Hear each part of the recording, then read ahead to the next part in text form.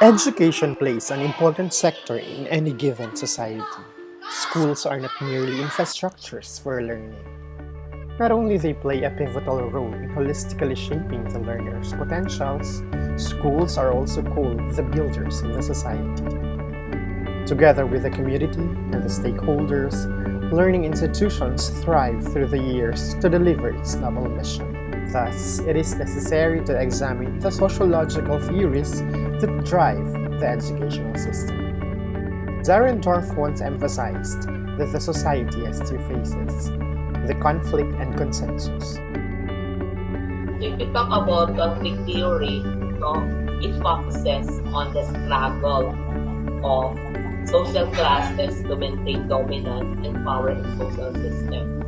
And we can say that this is a clash between ideas, principles, and people. But if we talk about consensus theory, so we are talking about on what we call general or widespread agreement among all members of a particular society. So, with regards to the consensus theory, it emphasizes on social order, stability, social regulation. Now, how do these consensus and conflict theories work in the actual educational setting?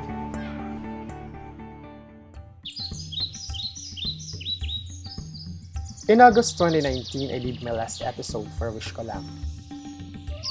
I met Renz Acevedo, a grade 4 student at New Katipunan Elementary School in Bayugan City, Agusan del Sur. Renz belongs to the Manobo tribe, an indigenous group residing in the northern and central Mindanao and Caraga region.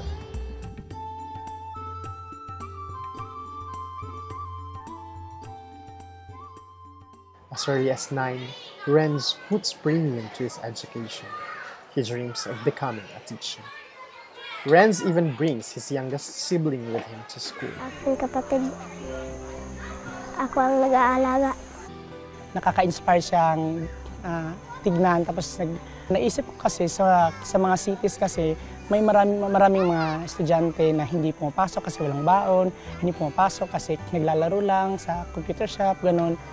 Naisip ko na iba yung sa kanya kasi kahit ang daming mga wala sa kanya, pumapasok pa din siya.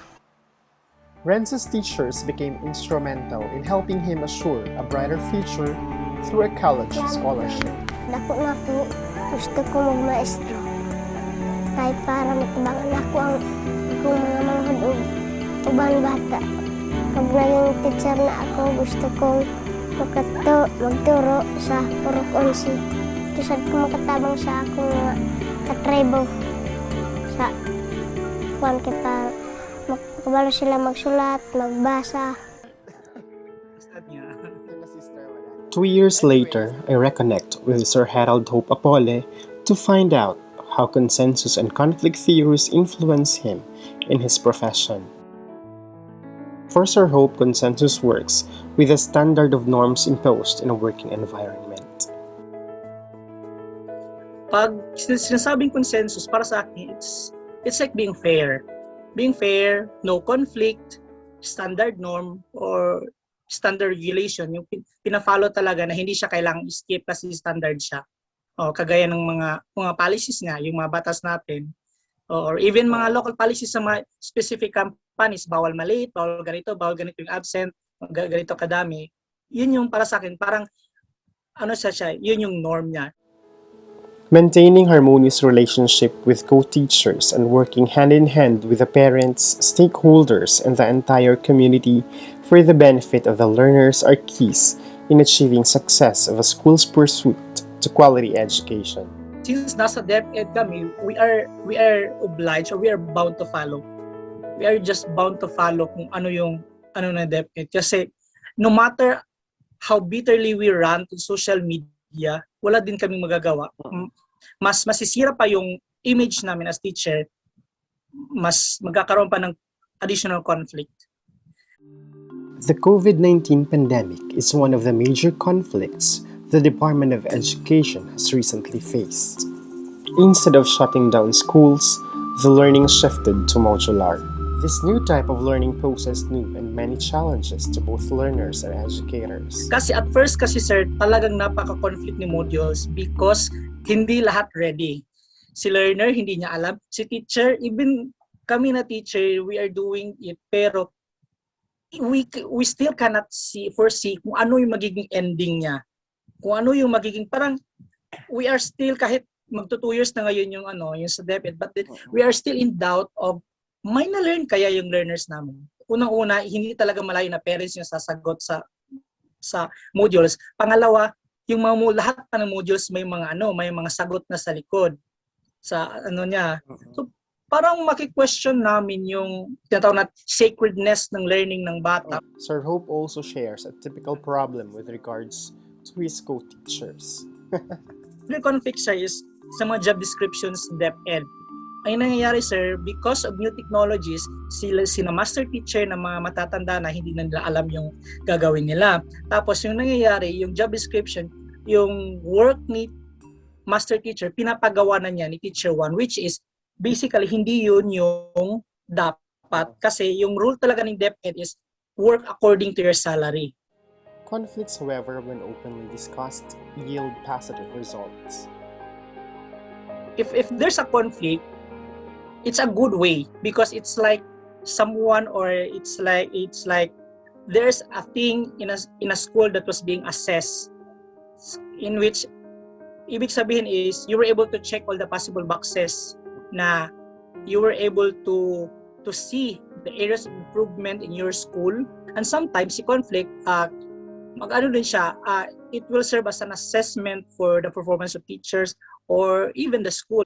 Sir Hope also believes that social classes play a role in the academic success of the learners, having first-hand experience of teaching in an IP community.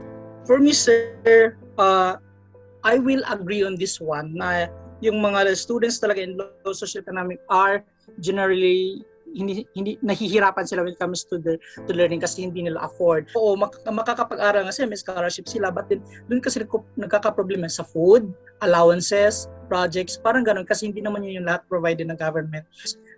Being assigned in that area, you cannot expect 100% attendance in a certain month or in a certain week. Kasi may week talaga na wala sila. Hindi lang 1 week, 2 weeks, even in a month, wala talaga sila because in that area kasi sir, or in that certain situation, yung nangyayari kasi sir is si parent tinadala niya yung bata niya doon sa minahan, doon na sila nag-stay. O di kaya si parent tinadala niya yung bata niya doon sa bukid nila kasi nag-ano sila ng abaca fiber. Doon na sila nag-stay, tapos bababa na lang sila kapag may maibebenta silang product. With that, talagang affected yung learners. That is one of the challenges namin kasi paano namin ipapatch up yung yung mga backlog niya ng mga subjects. The government, on the other hand, responds to the educational needs of our IP fellows. Masasabi ko din naman hindi nagkulang si DepEd kasi si DepEd nire-reach out ni DepEd.